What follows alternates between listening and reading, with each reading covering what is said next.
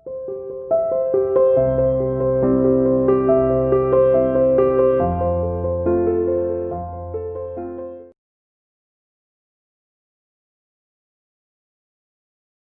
Once again बेटा।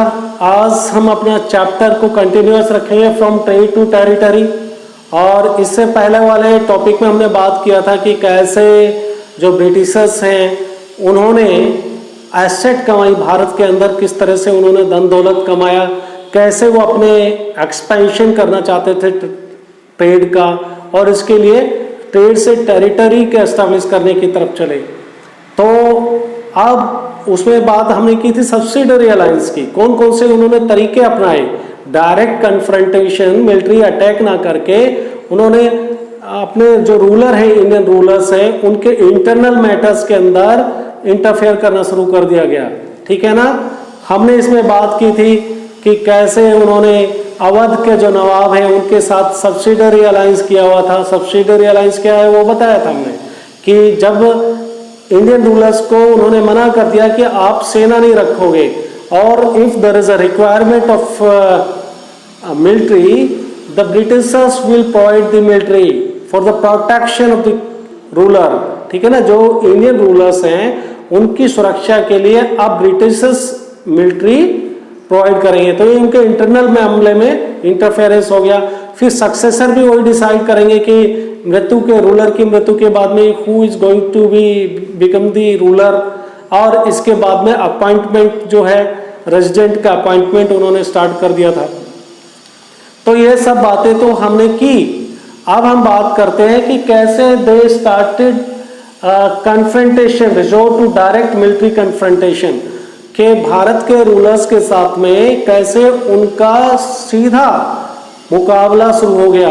इसमें हम जब बात करेंगे तो यहाँ पर हम बात करेंगे मैस जो उनका शासन बंगाल के शासन के बाहर, now they have started expansion of the territory. और अब मैसूर के अंदर एक ताकतवर नवाब है, ठीक है ना, हैदर अली। और हैदर अली जैसे ताकतवर नेता, लीडर कहिए आप, शासक के सामने कैसे युद्ध हो, उनके जो पुत्र हैं टीपू सुल्तान वो किस तरह से मुकाबला करते हैं ब्रिटिश ईस्ट इंडिया कंपनी का, वो बात करेंगे। और वो अपनी टीपू सुल्तान अपने आप में एक ताकतवर रूलर के रूप में, स्ट्रॉन्ग इनकी आर्मी होती है। इन्होंने अपनी आर्मी को भी मॉडर्नाइज किया हुआ है और किसी तरह के भी ब्रिटिशर्स से मुकाबला करने के लिए तैयार थे। क्यों ब्रिटिशर्स के साथ इनका मुकाबला होना था वो भी बात करेंगे। ठीक है ना। एक्चुअली ब्रिटिशर्स का क्या था पर्पस कि सब इनके कहे के अनुसार काम करते जाएं, but the Tipu Sultan was strong, ठीक है ना, in the courageous ruler, Bahadur ruler थे। और उन्होंने सोचा कि इनके सामने बाकी जितने रूलर्स ने सरेंडर कर दिया था, चाहे बात करें मीर कासिम की बात करें या फिर मीर जाफर की बात करें, ठीक है ना, वो किसी इनके जैसे पप्पट बन के नहीं रहना चाहते थे। वो उन्होंने मुकाबला सोचा कि इनसे मुकाबला करेंगे। For that purpose they have modernise there army with the help of the French army. French की भी वहां पर एक ट्रेड की कंपनी, ट्रेडिंग कंपनी थी, तो उसके साथ में इन्होंने अपनी सेना को मॉडर्नाइज किया और जब मौका आया तो वो ब्रिटिशर्स के साथ लड़े। वही बात करने वाले हैं। तो टीपू सुल्तान, जिसको कि हम टाइगर ऑफ द मैसूर के नाम से जानते हैं, he resort to direct military confrontation.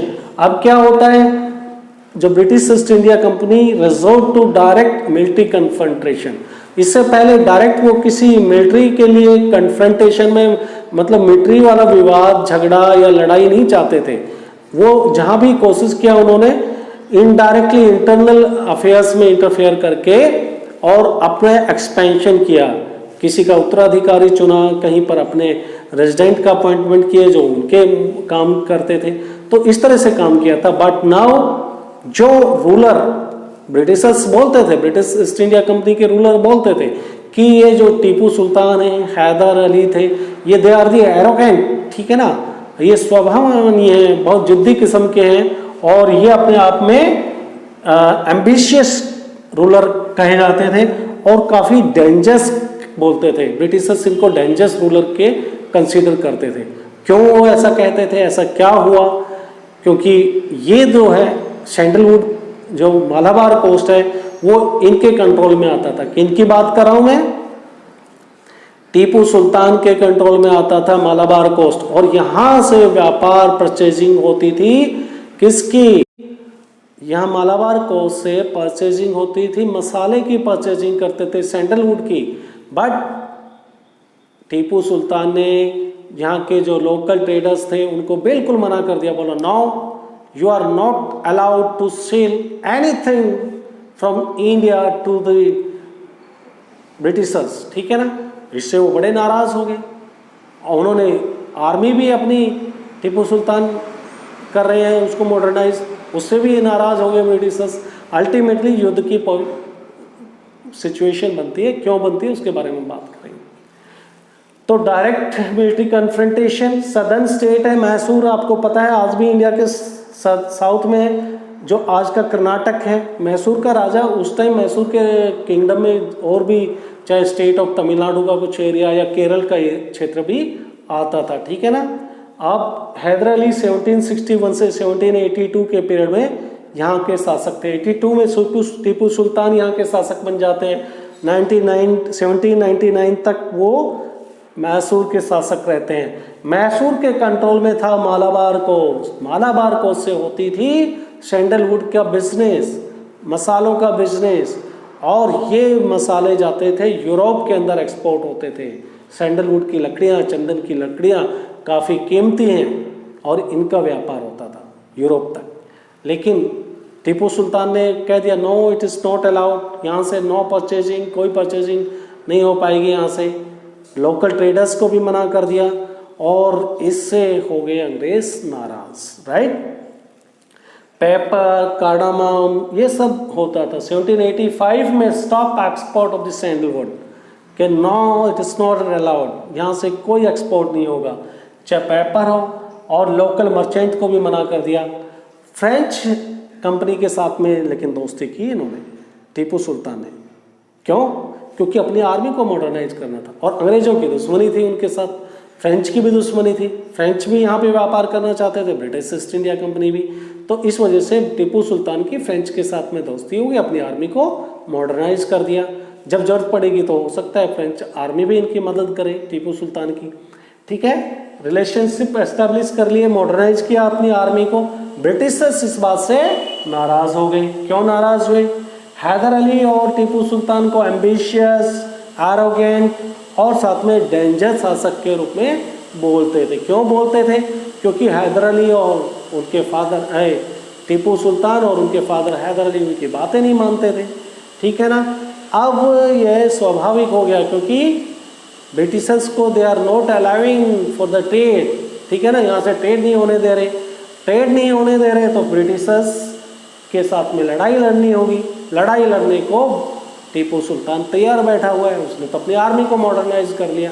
लेकिन लड़ाई के परिणाम क्या होते हैं वो भी हम देखेंगे आज के टॉपिक में। तो अल्टीमेटली 4 वार्स होती हैं 1767 से 69 के बीच में पहला युद्ध, दूसरा 1780 से 84 के बीच में, तीसरा 1792 के बीच में, और फिर लास्ट 1799 में। अंत में बैटल ऑफ श्रीरंगपट्टनम के युद्ध में हार होती है टीपू सुल्तान की। बहुत लड़ते हैं बहादुरी के साथ, बहुत बहादुरी के साथ लड़ते हैं, बट वो मुकाबला नहीं कर पाए ब्रिटिशर्स का। ब्रिटिश की आर्मी मॉडर्नाइज, उनके पास तोपखाना, गोला बारूद ज़्यादा थी और इस वजह से इनकी हार हो जाती है। हम बात कर रहे हैं किसकी? टीपू सुल्तान की। और भाई विक्ट्री हो गई अंग्रेजों की। अंग्रेज अपनी मनमानी करने वाले हैं। किस तरह की मनमानी करेंगे अंग्रेज? अंग्रेज फिर क्या करने वाले हैं? अपने पप्पट रूलर को वहाँ पे अपॉइंटमेंट कर देते हैं। वोडियार वंश, वोडियार वंश का इससे पहले शासन हुआ करता था मैसूर के अंदर, जो आज का कर्नाटक है, वहाँ पे वोडियार डायनेस्टी थे और उन वोडियार डायनेस्टी के साथ में सब्सिडरी अलायंस कर लेते हैं। सब्सिडरी अलायंस का तो आपको पता ही है कि अब वोडियार डायनेस्टी अपनी सेना नहीं रख पाएगी और ब्रिटिशर्स इसको सेना देंगे, सेना के बदले में ब्रिटिशर्स को पेमेंट देना होगा। ठीक है ना?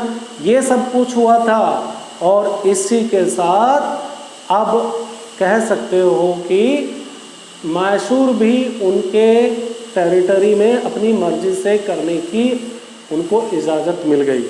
तो इस तरह से हम कह सकते हैं कि ब्रिटिशर्स की यहाँ पर भी एक मोनोपोली हो गई है।